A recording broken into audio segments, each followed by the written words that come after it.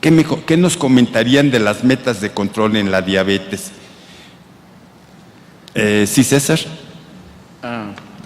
Bueno, antes de pasar a ese punto, yo creo que hay algo que desafortunadamente no podemos evitar. Y básicamente lo que tú comentabas acerca de la situación del manejo multidisciplinario de la diabetes. El nuevo concepto de manejar la diabetes es completamente multidisciplinario y uno de los componentes más importantes es la situación básicamente de incluir la situación del manejo nutricional de los pacientes. Y la única razón por la que quiero enfatizar un poquito más en este aspecto es porque lo que hemos visto, lo que se ve es que la gente tiene un rechazo a este tipo de situaciones, a la situación de modificar el estilo de vida, de comer saludablemente, o algunas ocasiones realmente no es posible que lo hagan por alguna u otra razón. Independientemente de eso, cuando de una forma u otra, cuando nosotros iniciamos un manejo y básicamente tratamos de hacer cambios o modificaciones de estilo de vida de los pacientes, al no seguir estas propuestas es lo que va a crear conflictos en el tratamiento, en las metas que vamos a lograr con los mismos. El problema de esto es que a raíz de que si el paciente no está tratando de una forma u otra mejorar la situación compleja de que el organismo debe de comer lo adecuado o debe de hacer ejercicio, eso definitivamente va a tener una implicación muy importante en la situación de controlar al paciente. Por eso, como lo había mencionado el doctor Ashner, que es muy importante considerar esto como un factor. Pero al haber un rechazo del paciente, esto va a crear conflictos para nosotros. La razón de esto es que cuando de una forma u otra nosotros vemos cuál es el objetivo, básicamente el manejo del paciente desde el punto de vista general, al considerar esto y considerar las metas, esto nos puede crear problemas. La situación con las nuevas metas que se han establecido acerca de cómo controlar a los pacientes, basándonos en factores de hemoglobina glucosilada, factores de ayuno y factores postprandiales, realmente también es algo que en cierta forma hay una controversia muy importante. Los diferentes grupos, incluso algunos de ellos, el grupo europeo versus el grupo americano, a veces tienen diferencia de hasta 0.5 o un porcentaje entre una y otra. En lo personal, lo que nosotros hemos visto es que independientemente del grupo, las metas que se sigan, realmente la gente se debe de apegar a ese control. El otro problema con las diferentes metas de control que existen o los diferentes valores es que desafortunadamente es algo que no aplica en todos los pacientes. Hay pacientes que en muchas ocasiones ya tienen valores de hemoglobina glucosilada de 8, 9 y desafortunadamente, basado en lo histórico de los estudios recientes, no es conveniente a veces hacer un control estricto y bajarlos o tratar de bajarlos a lo que es la normalidad, porque en un momento dado podemos complicar más la situación. Ese es el concepto general que de una forma u otra nosotros la dejamos en cuestión de estas metas y básicamente las que nosotros proponemos y en lo personal seguimos son las que establece la Asociación Americana de Diabetes, que son las que de una forma u otra son más acordes a lo que es la realidad de la medicina en los pacientes. En los Estados Unidos, ¿verdad? Porque esas metas son en Estados Unidos. Yo tendría 2 o 3 consideraciones, Chuy. Una es, por ejemplo, ¿cómo van a llegar los pacientes contigo con hemoglobina glucosilada? ¿Cuántos de ustedes reciben un paciente que llega por primera vez con toda hemoglobina glucosilada cuando lo atienden de primera ocasión al paciente? Levanten la mano. ¿Ven? Las guías que te piden que tomes en cuenta una hemoglobina glucosilada para empezar a prescribir, cuando el paciente no te llega con la hemoglobina glucosilada, entras en una zona de dubitación, ¿no? Dices, ¿cómo le hago porque no tengo la hemoglobina y tengo al paciente aquí sentado? Yo creo que es obligatorio de todos nosotros conseguir que los pacientes lleguen con una hemoglobina glucosilada y aumentar el conocimiento de los pacientes y pedir que se hagan hemoglobinas glucosiladas. Porque la realidad es que las guías te dicen hacia dónde irte, pero si el paciente no llegó la primera vez que le vas a iniciar el tratamiento con la hemoglobina y tú no tienes la manera de hacérsela en 5 minutos en tu consultorio, pues entonces estás perdido para empezar a hacer la decisión. Yo creo que como quiera la glucemia de ayuno, en ese caso en el que vas a tomar la decisión para iniciar el tratamiento, podrá darte una clave más o menos de cómo empezar. Entonces, mi mensaje sería que para las metas necesitamos todos tener hemoglobina, que es inaceptable decir que yo voy a controlar a mi paciente sin tener una hemoglobina glucosilada. Y si no la tienes en el hospital, pues se la pides por fuera y los pacientes la podrán traer al hospital, porque muchos no cuentan en sus hospitales con hemoglobina glucosilada. Pero es obligatorio de nosotros pedirla, porque es en lo que vamos a basar el tratamiento. Y si llegó y yo te inicio un tratamiento con una glucemia de ayuno, no tengo ningún problema, porque sales con una orden para traer la hemoglobina, porque así es como te voy a monitorizar. Saber si el paciente tiene éxito en el tratamiento y el médico también tiene éxito en el tratamiento depende de los valores de hemoglobina glucosilada. Y el mensaje es muy claro, todo mundo debemos pedir hemoglobina glucosilada. No vamos a cambiar eso si no la empezamos a solicitar. Eso es algo que tenemos que prescribir. Y para mí, lo que yo le pido en lo individual a los pacientes es que todos tienen que tener hemoglobina por debajo de 7. Y en algunos casos, si se puede, lo llevamos a lo normal, sobre todo en la gente joven, de reciente inicio, que no tiene comorbilidades importantes. Les pido que lleven la hemoglobina dentro de lo posible por debajo de 6.5. Pero para mí, todos los pacientes deberían de tener menos de 7. Bien. Pablo, ¿agregarías algo? Si tuviéramos un medicamento ideal que corrigiera el nivel de glucemia, hablando del control de la glucemia, porque obviamente el control tiene que ser multifactorial, pero hablando de control de glucemia, si tuviéramos un medicamento que la lograra bajar a lo normal, sin causar ningún daño, sin generar problemas, la meta debería ser normal, tener una hemoglobina por debajo de 6.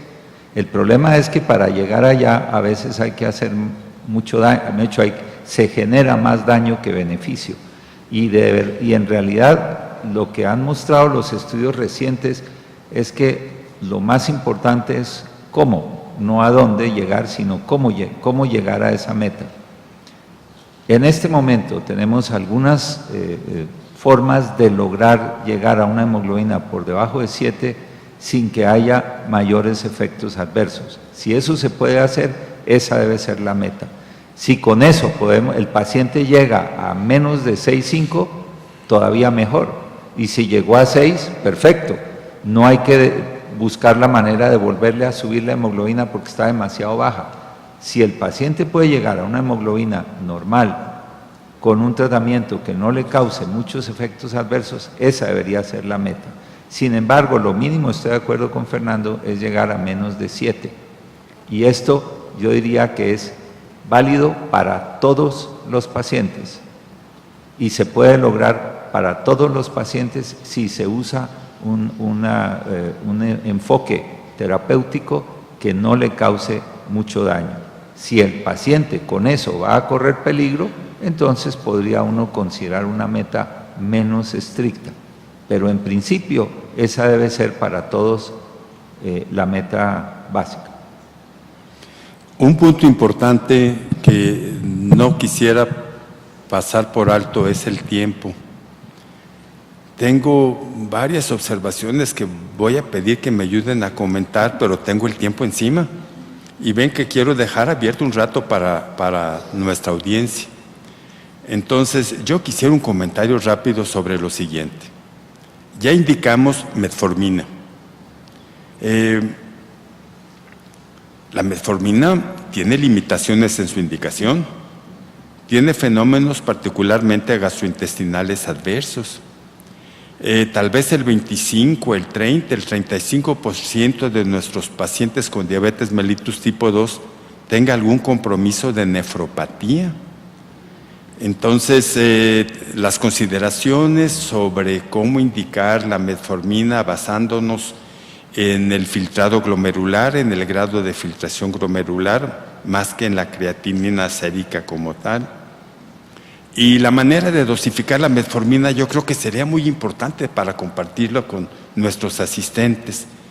Entonces yo les diría, ven, que a esta velocidad me ayudaran a dar una respuesta, pero sí la pido que sea de los tres, ¿sí?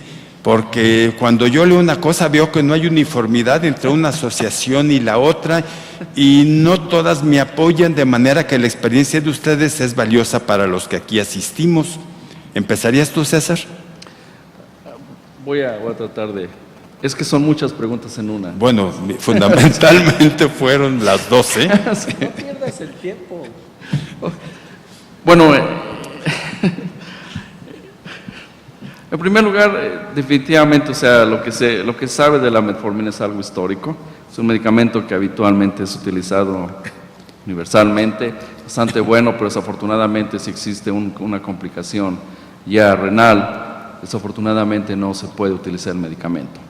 Ahora bien, la situación actual acerca del manejo con pacientes que de una forma u otra tuvieran ya complicaciones o comorbilidades importantes, por eso es que hay nuevas formas de cómo iniciar el tratamiento con muchos de estos pacientes. Una de las formas que habitualmente también está tomando mucho auge es una insulinización temprana de este tipo de pacientes.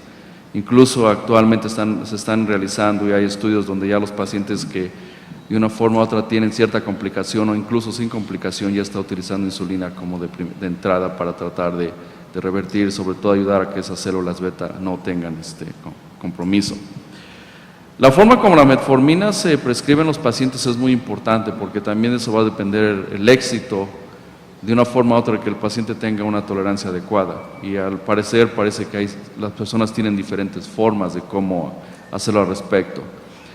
Lo que habitualmente se hace es hacer un incremento progresivo del medicamento conforme lo vaya utilizando el paciente. Habitualmente se pueden utilizar dosis de 500 miligramos e irlo incrementando sucesivamente hasta que el paciente alcance la dosis máxima que son de 2000 miligramos. La forma como el paciente debe tomarlo es muy importante porque es lo que en muchas ocasiones ocasiona los efectos secundarios o adversos que este medicamento tiene, como sobre todo situaciones o efectos gastrointestinales. La forma como habitualmente nosotros le recomendamos al paciente que lo haga que de una forma u otra empieza a comer algo y ya casi al final, ya cuando va a terminar de comer lo toma y habitualmente hemos tenido respuestas bastante favorables sin tener efectos secundarios al respecto. Yo solo agregaría que las presentaciones XR de metformina no dan un beneficio extra en el control metabólico, pero pudieran dar una diferencia en la tolerancia al medicamento. El prescribir una metformina de liberación prolongada no le da más efectividad, pero lo hace más tolerable y entonces a lo mejor los pacientes tienen mejor adherencia. Y la recomendación para ese tipo de presentaciones es que se tome en forma junta, no que se divida a lo largo del día y que se administre en una sola toma, por lo general en la noche, para tener menos molestia y facilitar el apego.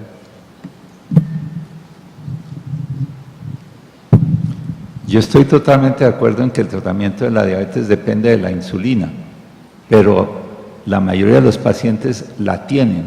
Lo que pasa es que no la pueden aprovechar generalmente porque debido a su exceso de peso y malos hábitos no hay resistencia a esa insulina. O sea que si el paciente la tiene, lo que uno tiene que explicarle es trate de aprovecharla, de hacerla rendir antes de que sea necesario tener que usarla de afuera. Y por eso yo creo que el comienzo de manejo con insulina se debe dejar para aquellos que claramente ya terminaron su producción endógena al punto de que ya no va a ser suficiente. Generalmente esos pacientes suelen haber perdido peso y están ya cercanos al peso normal. Pero todo paciente que tenga algo de sobrepeso, con seguridad tiene algo de insulina que se puede aprovechar.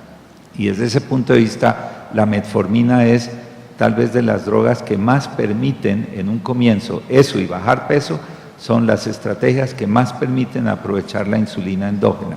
Estoy de acuerdo en que hay que titularla, empezar por 500 generalmente después de la cena y después otros 500 después del desayuno y luego ir subiendo de 500 a 1000 hasta llegar a 2000, totalmente de acuerdo.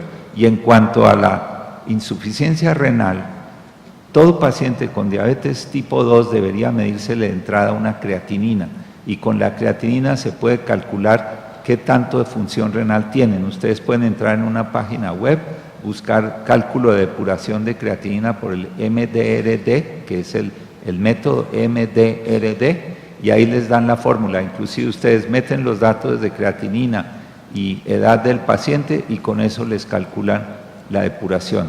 Y mientras la depuración esté por encima de 45, le pueden dar la metformina en cantidad normal.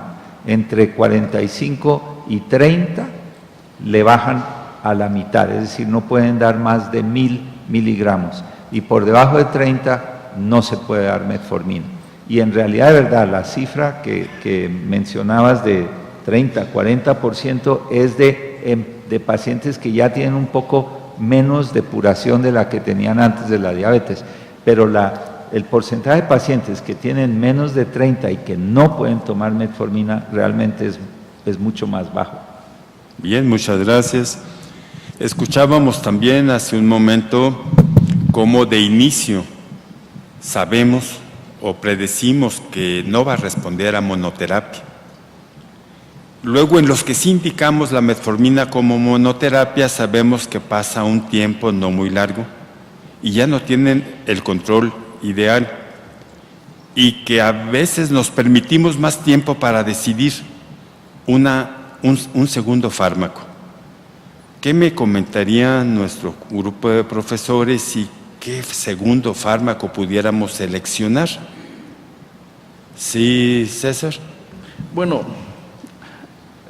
el detalle es muy interesante, ¿no? Porque incluso actualmente existen grupos que están aprobando una terapia triple de inicio, ¿ok?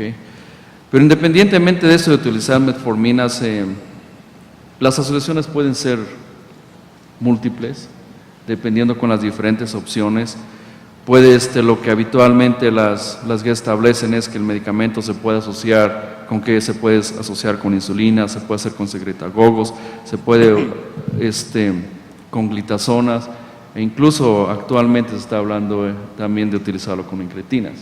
O sea que realmente las asociaciones en este momento son múltiples de este tipo, de este medicamento, para de una forma u otra tratar de lograr los controles adecuados. Esto va a depender, como cuando habíamos iniciado esta plática, dependiendo del tipo de práctica que se maneje y el tipo de medicamento que sea más adquisible para el paciente. ¿A qué vamos con eso? De los medicamentos que actualmente se manejan, que han tenido resultados muy favorables cuando se asocian con metformina, desafortunadamente son medicamentos que son costosos. Entonces es un factor que hay que analizar al respecto. ¿Cuánto tiempo hay que esperar de una forma u otra para ver si el paciente se puede o se tiene que agregar?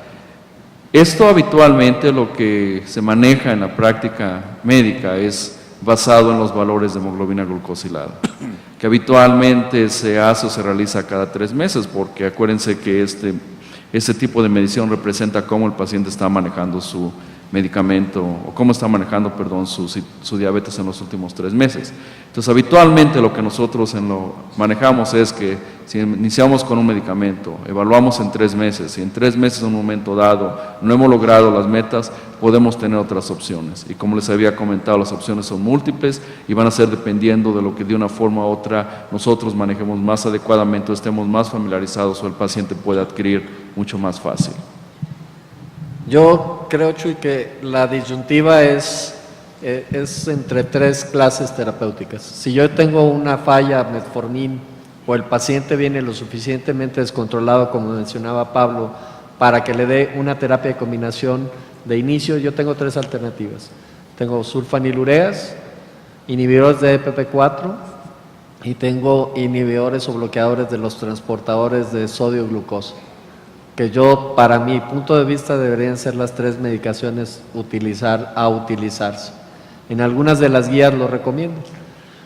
Si mencionamos que el costo es un problema, yo creo que la parte importante es que uno le debe decir al paciente que existe un medicamento que a lo mejor no está en la institución donde él tiene su seguridad social, pero que existe un medicamento que puede lograr una reducción de la hemoglobina glucosilada con menos hipoglucemia, sin ganancia de peso, como serían inhibidores de EPP4, y que si la institución no lo tiene y no se lo puede dar, y si él lo quiere comprar, pues que lo debe de comprar, porque es un medicamento más seguro para lograr la meta de control.